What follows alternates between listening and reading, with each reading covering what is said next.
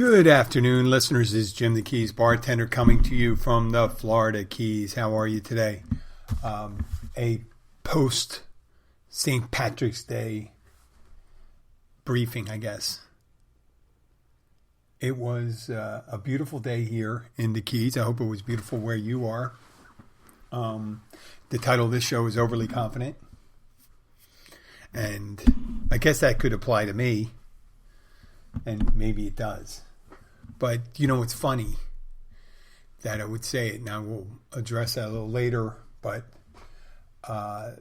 St. Patrick's Day is just like, if you're in the United States listening to this, St. Patrick's Day is the same here as almost any place in the United States. Really is.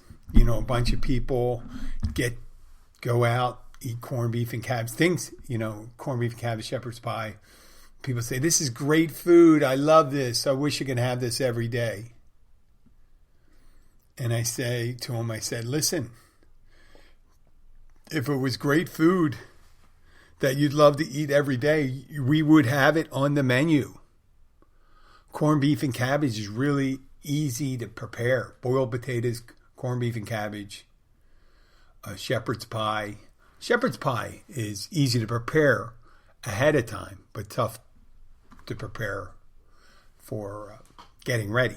Okay, I mean, having it set up, you don't make shepherd's pie to order. You make like 30 shepherd's pie and you cook them. So, yeah, and if that food was so great and so popular all the time, it would be on our menu. And the reason it's popular on St. Patrick's Day is people only eat it once or twice a year. I haven't had corned beef since last year. I still haven't had corned beef. If they have corned beef, I'll have some. Yesterday, as per usual for almost any bar restaurant, we have not a unique, but we have, since we are a bar, a decent bar with a restaurant. We did kind of like what happens at bars on St. Patrick's Day, and you know, add that to it with the restaurant stuff we do. And we had I think we had an 18th birthday party there. It was crowded. Yesterday was interesting. I always have, since I've been sober, I always have a reluctance to apply to the cultural celebrations here. At least in the United States, it revolves around drinking. A lot of it does. When it's really not. It's not about that. It's about, trust me, it's about the patron saint of Ireland, St. Patrick. I'm not going to educate on him. You should know that. St. Patrick did not come and bring kegs of beer to Ireland or Irish whiskey or an Irish cream liqueur so they can do car bombs. A car bomb is Guinness. You do a couple ounces of Guinness in a glass. Now, I do Baileys. You can also do Jameson's, and you drop it in there. That's kind of like a Irish Boilermaker. You drop it in the Baileys and you drink. And you drop in the Baileys in the Guinness and then the shot, and then you drink it. Now, I always had a problem with it for a good 20 years, even while I was drinking. I didn't like the idea of them culturally appropriating the most negative aspect of the Irish persona, and that's as a terrorist. A terrorist that would put a bomb in a car to indiscriminately kill people to make a political statement. And people say, well, they were making a political statement because they couldn't go toe-to-toe with the British Army, so they were doing this to make... Yes, but it's over. It's St. Patrick's Day. Bringing in the car bomb into St. Patrick's Day is too up, you know. They're incongruent. The understanding of a religious man who was St. Patrick.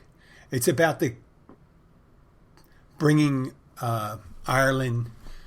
Well, he brought Ireland, made it Catholic. If anybody had to do, if you want to, I guess maybe if you want to say, because when the Protestants came to Northern Ireland, that when they started disagreeing and all that stuff, and the Protestants and the Catholics went at it for quite a few years. And I hate to say, one was brought in by the body that's colonized Northern Ireland, which were the British. And when they took Northern Ireland, which is still part of the United Kingdom, after World War One, the Republic of Ireland, which all of Ireland at one point was kind of a vassal state to the United Kingdom, and after World War One, there was the Republic in the South became independent. You figure that would be good enough. No, there were still Catholics in Northern Ireland, and they felt they were being discriminated against and misrepresented in the British Empire. So, and there was other things, they're saying they wanted determination, things like that. But whatever it is, that's over now. And people say, no, it's not over. Well, that part is over. The part with the car bombs and stuff like that. Hopefully, they're done with that. With the agreement, the peace agreement by, former Senator Sam Nunn. It was brokered by American Senator and American President Bill Clinton. Yeah, they did one good thing. But here, St. Patrick's Day, I told the guy, nice guy, he ordered 6 of them. He had no idea what he was ordering. He says, I don't know what's in it. And I said, well, this is what? And I had to give him 12 glasses. You have to give him 12 glasses for six drinks. And I told him why I don't like it. It's not because, first of all, I don't like cream drinks. I hate cream drinks. You know why? Because it muddies up the water when I'm washing my glasses. I know. Just change the water more often. Yeah. I just don't like cream drinks. But what I really don't like about the car bomb is the connotation that it gives to putting at forefront the bombings. So it wasn't that. And I explained it to him. He turned out a nice guy. He had no idea what he's doing. He didn't no idea that six of those would cost $46. It was 2 bottles of Guinness and 6 shots of Bailey's. And you're really not doing anything that they do. They don't do that in Ireland. They might do it. Try going into an Irish pub. That's for a Irish car bomb. I think you might be looked at with a sideways glance if I was going to use a trope. Just say, hey, what do you mean? What are you talking about, laddie? So, yeah. And top it off, yesterday when I went into work, for some reason I had an unknown malady. I wasn't feeling so hot. I had no idea. I was, nowadays in the last 2 years, whenever you feel a little sick, you're thinking, well, do I have COVID? What do I have? And I'm thinking in my head, and I said, no, I don't. I'm thinking in my head. Well, I'm at work anyway. But I felt like, I don't know what dog shit feels like. Well, I have picked up dog shit, so I know some of it's soft and squishy, and some of it's hard, some of it's white. But euphemistically, I felt like dog shit. I drank a little coffee, drank a little water. There wasn't one thing I could really point to. And people say, you look unhappy. It's a St. Patrick's. No, it's not. And towards the end of the night, it felt great. After I had a cup of coffee, a little water, I didn't eat anything. I was fine. And it was a successful night. I made it through the night, and I feel great today. I'm talking to you. So that's it for St. Patrick's Day. But what's the next thing I do after St. Patrick's Day? What's my new tradition? Here in the Keys, at least. It's going on Monroe County Sheriff's Office arrest blotter, where they post the pictures of people that were arrested over the past week. And I thought, oh, well, maybe it was an interesting weekend. I figured we'd have a lot of locals. Normally, there's a ton of locals. Just as many, considering how many vacationers we have, there's a ton of locals. And I was not disappointed. I didn't see anybody I knew, which I'm happy. I'm happy for that. I don't rejoice in people's misfortune. I don't. It's going to happen no matter what. And I always want to read and say, well, I want to see if there's anybody I should be looking out for, or this or that, or someone I don't want to know, or someone I want to know, because there are some, every so often, there's some really attractive women. And attractive women get in trouble too.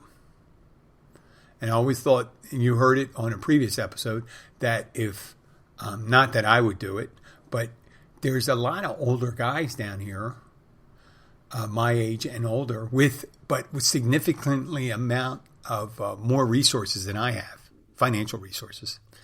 And if you really want to meet someone that you haven't met before, and you have a penchant for younger, attractive women, you couldn't do much worse, because if someone's going to be a gold digger after your money, that's what you pretty much you're going to have to do to get a younger woman. You're going to hope that she looks beyond your leathery, liver-spotted skin and see the person within and the bank account within. And you can go and ride in as a white knight, coming in and say, listen, I'll help you with your legal troubles. I'll get you bailed out. Well, that's what Monroe County, you should be, if you're one of those guys, you should be looking to do that. Or, if you're frail, you may find up getting, I would not, if you're a frail old man and you're looking for a younger woman, I wouldn't try to find a younger woman who's in there for battery. Because she'll probably be beating your ass after that. I don't choose to make light of that. It just happens. It's just one of those things. I do have a podcast. Like I said, I don't rejoice in people's misfortune. But whether I rejoice or not, they're still going to misbehave. And there was one interesting one I was looking at. And the arrest records show 2.5 hours. It's not unusual for them to show someone who's incarcerated, was picked up by Monroe County, and they found out later that there were someone else, and they have existing warrants in another place.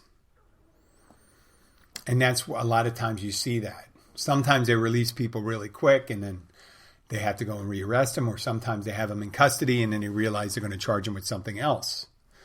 Well, I noticed it appeared as if a kind of attractive woman was arrested. Tall, thin woman, late 20s. Interesting woman. What was her name? I don't want to say her name. First, it was Dakota Robert something or other.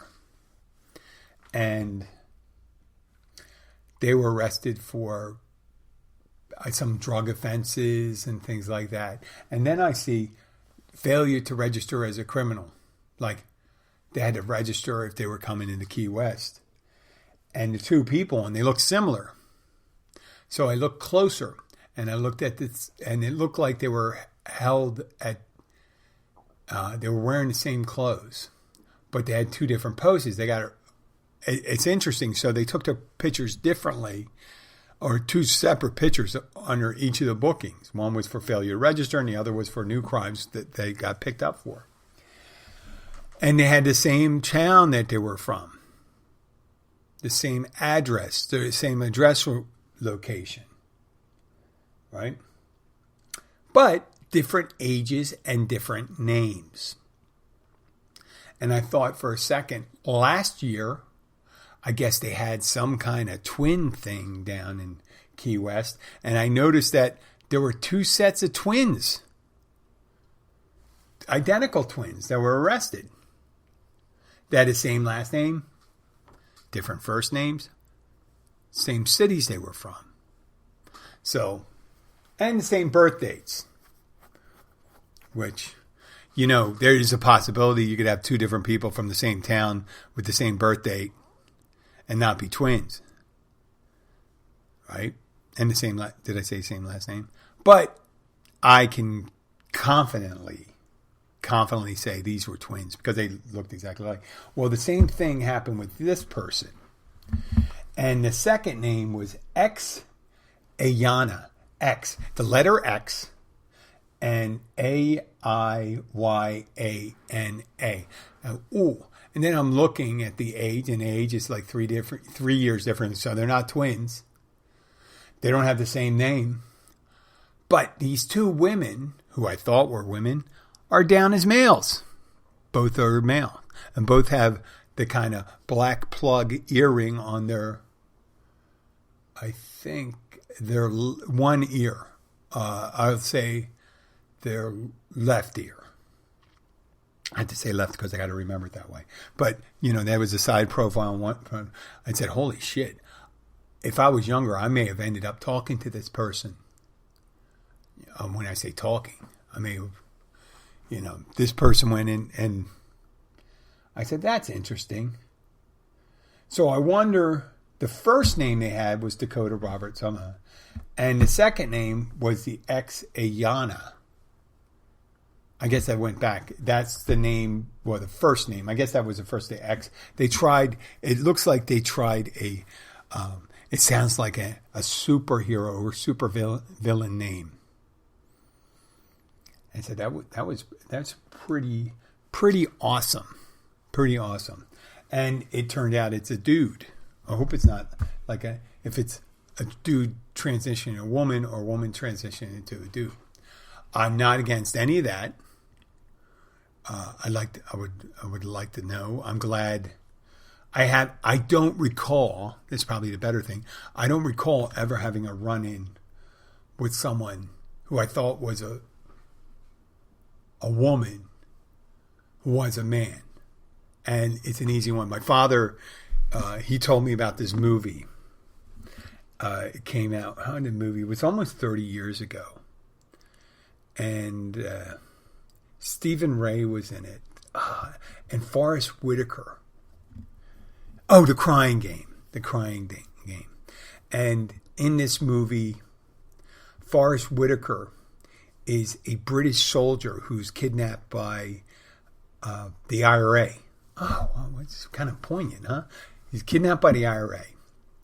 And they're going to execute him. They're planning on executing him to get back at the British government. And Stephen Ray, one of the IRA terrorists, starts talking to him when he's guarding him. And they told him, don't develop a relationship with the guy. Don't talk to this guy. Blah, blah, blah. Well, he ends up liking the guy. And Forrest Whitaker's character is talking about his girlfriend in London and how much he loves her, blah, blah, blah, blah, blah. And he thinks he's going to die. So he tells the Stephen Ray character, I think it's Stephen Ray, he says, listen, if I don't make it, could you go and find her and tell her what happened? I think that's the story of it, but it's not important to what I'm telling you. I don't want to give too much away, but I'm going to give it away. And you had 25, 30 years to watch this movie. Okay? So Stephen Ray goes to London. He gets a job. I think he gets a job as a construction worker. And Forrest Whitaker's girlfriend works at a beauty salon and also goes to these weird-ass clubs. And it's a beautiful a woman. And Stephen Ray starts talking to her and starts developing feelings for her. Let me get back. Forrest Whitaker dies when he tries to escape, and he runs in front of a truckload of British troops run over him. Kind of ironic, huh?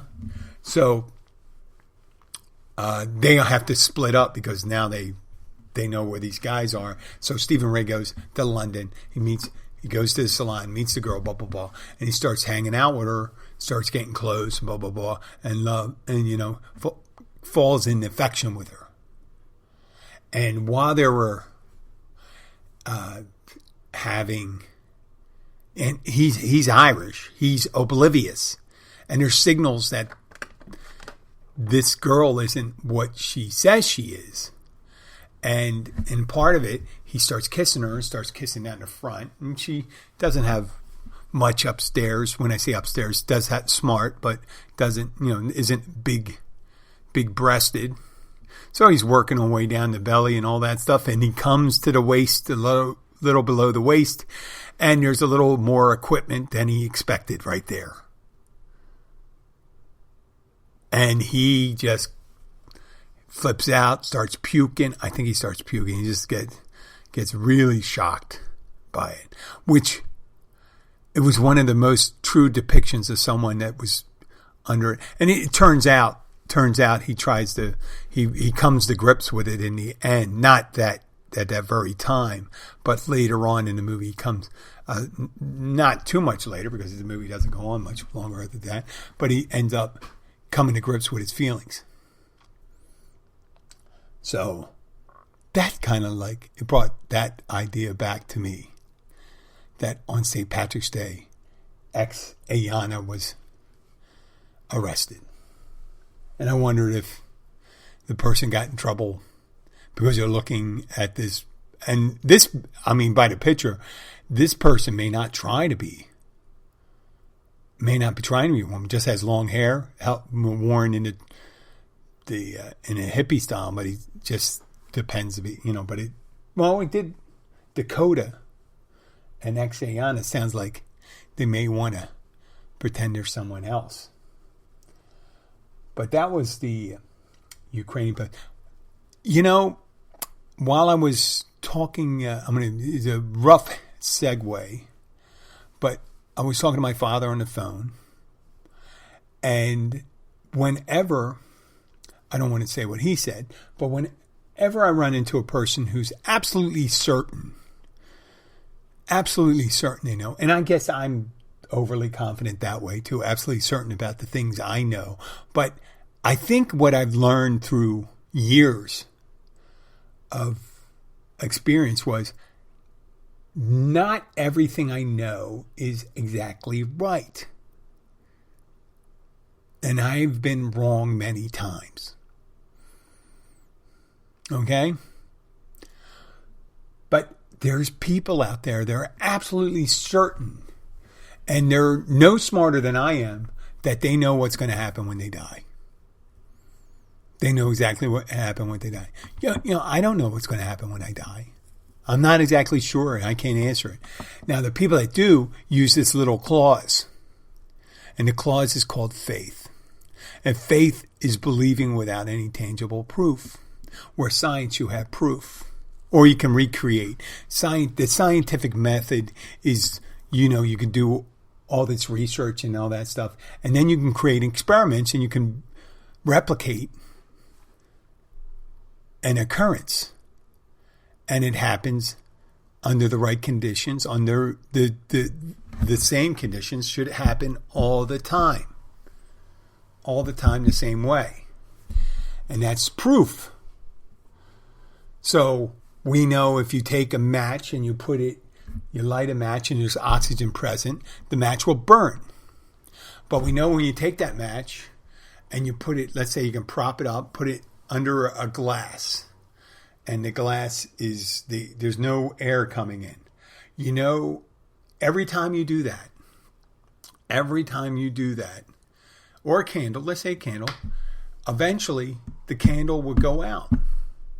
And that's proof that you need oxygen or air to burn. Originally when they started doing it, and they said, well, really something, fire, you just don't need fuel. You need not only the base fuel, you need the one that helps with the chemical reaction, or the physical reaction of fire. And you keep on replacing it. Eventually you say, the reason why is you need oxygen.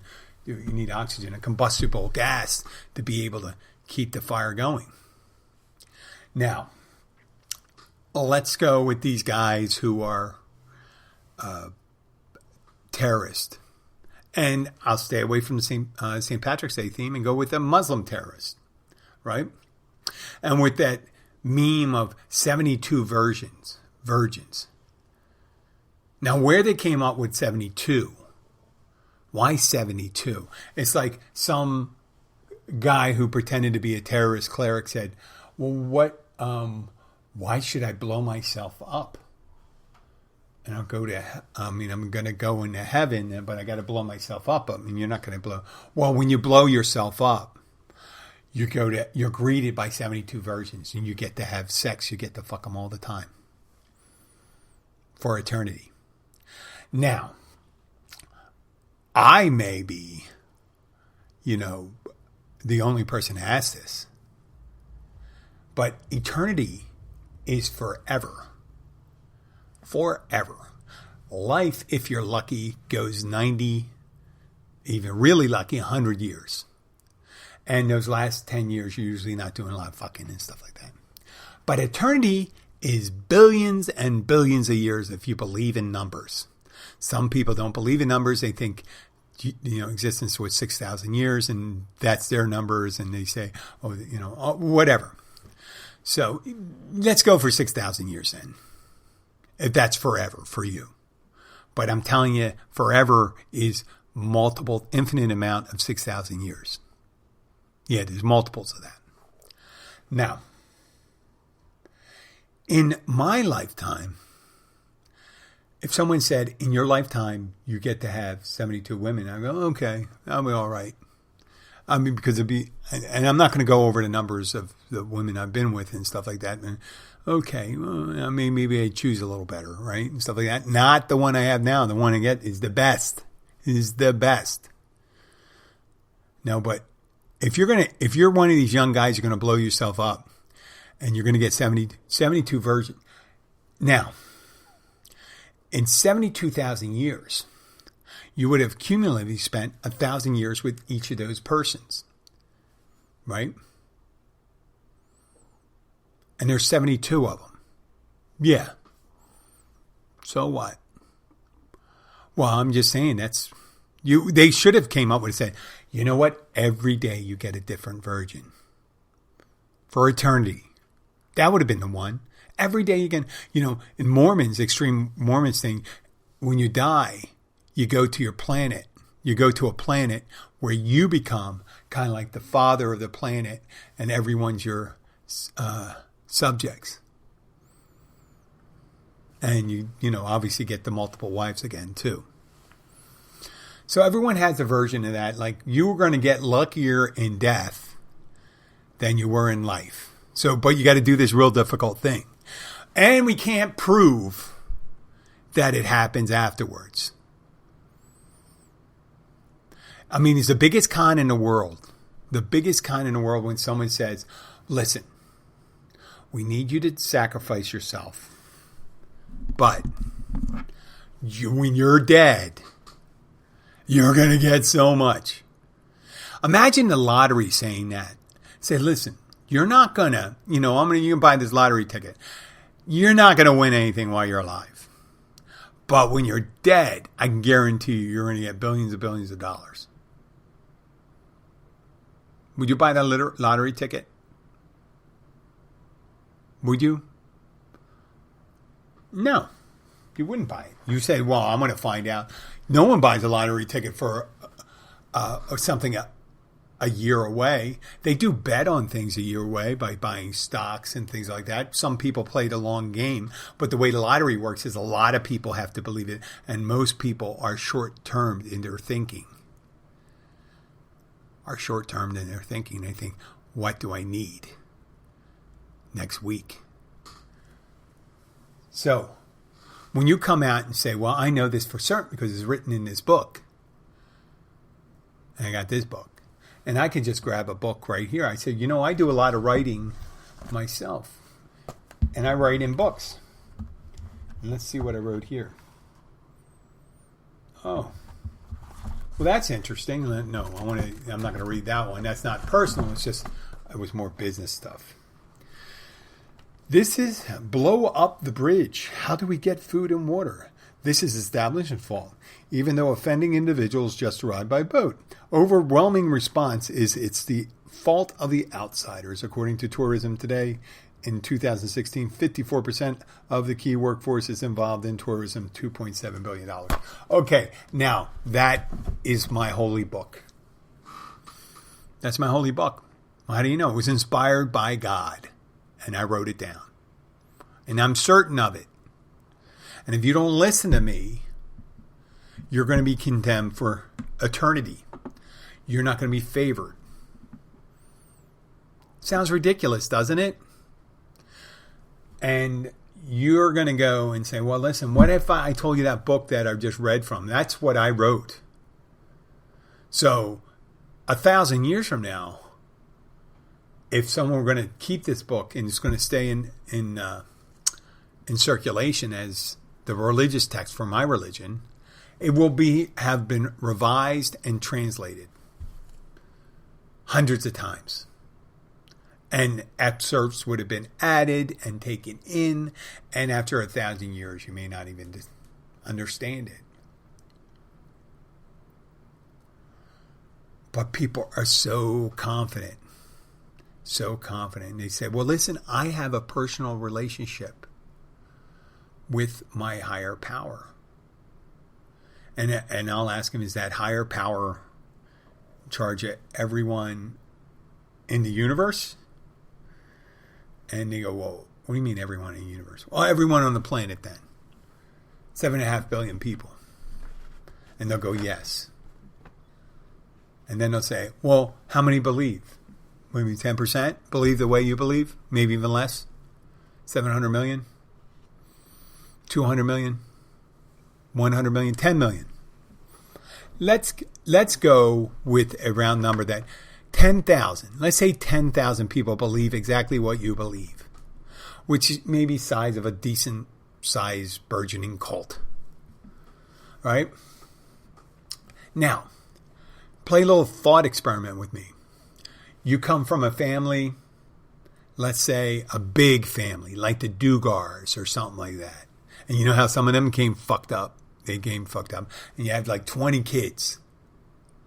How close a relationship does that parent have with each of the kids?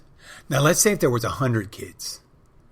Or one of those crazy potentates, old style potentates where they had a harem and they had like 800 kids. People say, well, that's my father. Well, you're one of 800. So you may be more of an acquaintance. You can call him your father, but he may not know who you are. Watch a little musical movie called The King and I. And, he had his one favorite. He had one or two favorites, but the rest of them he couldn't give a shit about. Now, multiply that by 10,000. How personal is your relationship, really? How personal? We do everything like best friends, my closest confidant, this and that. How personal a relationship do you have with your higher power? Now, you can have a personal relationship. You can be faithful. You can be this. You can be that. I'll understand that. But, yeah, they may or may not. I don't know. I don't know the answers to it. I don't believe that a guy that looks like me with a white beard, or someone that looks like God with a white beard, or anything, is up there controlling everything or planning everything. But I believe there is something else. But I'm not overly confident about it. And it'd be nice to be confident about it, to know. And people say, well, that's not faith. You got to have faith. Well, doesn't that, if I say you got to be faith, you got to have faith, does it feel right? You can the Holy Spirit told me. Okay, well, there's all sorts of loopholes and stuff like that. But overly confident people are certain about things. I wasn't certain. Let's transfer that thing, overly confident, to something's tangible right now. There's a war going on in Ukraine. Yeah, I was going to eventually get back to it. And I'm not sure, but I have a sneaking suspicion Putin thought it would be over in a week. That the Ukrainians were going to capitulate and they were going to be crushed. And there would be overwhelming devastation to the Ukrainian military, and the will to fight would end. Well, it's only gotten stronger. And right now, there's more people coming in to fight the Russians than the Russians are sending their reinforcements. And they're losing more people, and their logistics is all screwed up. They're losing equipment. Weapons are pouring into Ukraine from the U.S., the EU, whoever. Taiwan, Japan, they're sending weapons in. And the world is pulling for you. And I understand people say they should close the skies. They should close the skies. And they should. They should close the skies. It'd be nice if they closed the skies and Putin realized he lost, and then it wouldn't be. But the thing is, if they close the sky, the air above Ukraine, the allies and whoever did it will be considered a combatant. And Russia, the way they are behaving, or Putin's behaving, they would attack. And think of someone who has a gun.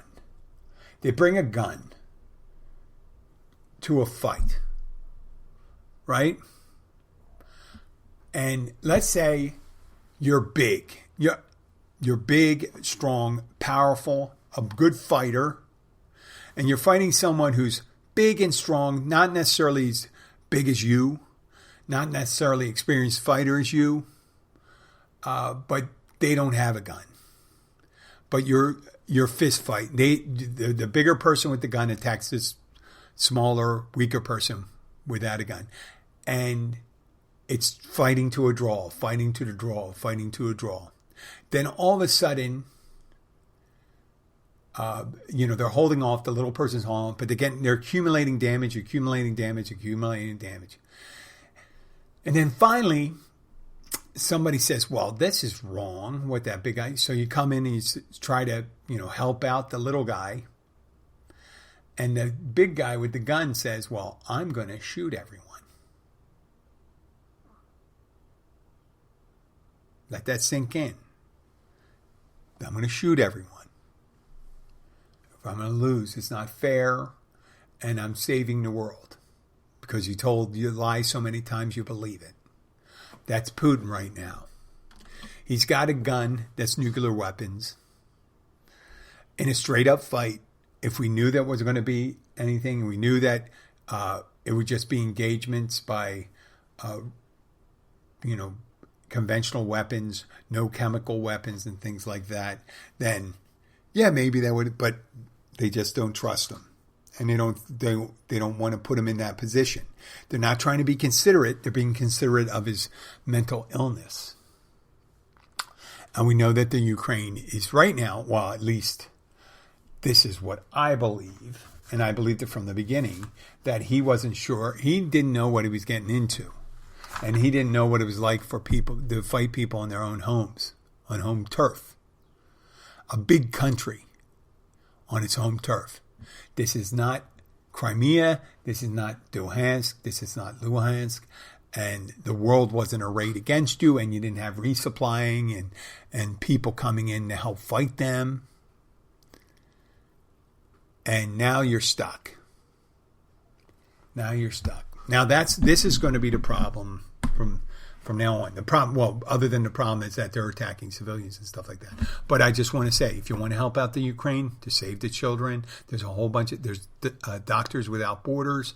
That's always good. I know I'm always going to put that in. I don't want to be one of those guys that start supporting something and then pull back. Because you know what? It's going on for more than 3 weeks. How much attention do we have? How much attention can I give to it? You know what? The people in the Ukraine, they're very attentive. Why can't we be them? Well, the Academy Awards is coming up. The NCAA finals, the tournament's coming up. Yeah. There's other things. There's people worrying about the family staying alive, worrying about being fed, worrying about their buildings and their relatives and their country. So I think I can commit like 10 minutes a show to that. I'd like to thank you for listening. I'd like to thank for everyone that's downloading. Please keep those downloads up. I haven't said that in a while. Being able to download and doing more downloads. I get impressions. Impressions are different than downloads. Downloads are the meat and potatoes when it comes to podcasts. And I'm hoping, beyond hope, that we keep on doing this. I hope for a good outcome for the Ukraine and the podcast too. On a separate note, And I'm not kidding myself. I realized I have a couple thousand people listening. Yes, I do understand that. And I realize some of you do have different opinions. I don't think if you're really deep into the thing that Putin's a good guy, maybe, and he's doing God's work, you might not want to listen to this show. You might not, because then you might start buying some of the bullshit I spout. And I do spout some bullshit. There's some things I'm strong about. I'm strong about my commitment to Ukraine. I'm strong about the commitment to my family. But whenever someone asks me, do we serve Dolphin? I'll say we serve anybody who has the money. That's bullshit.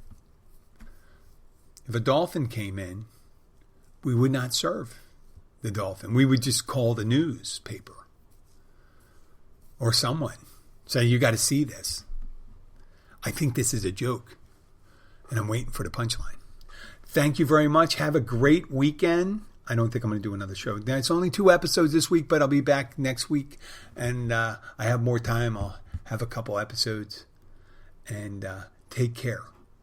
And to all my friends in Ukraine and Eastern Europe, stay strong. Bye.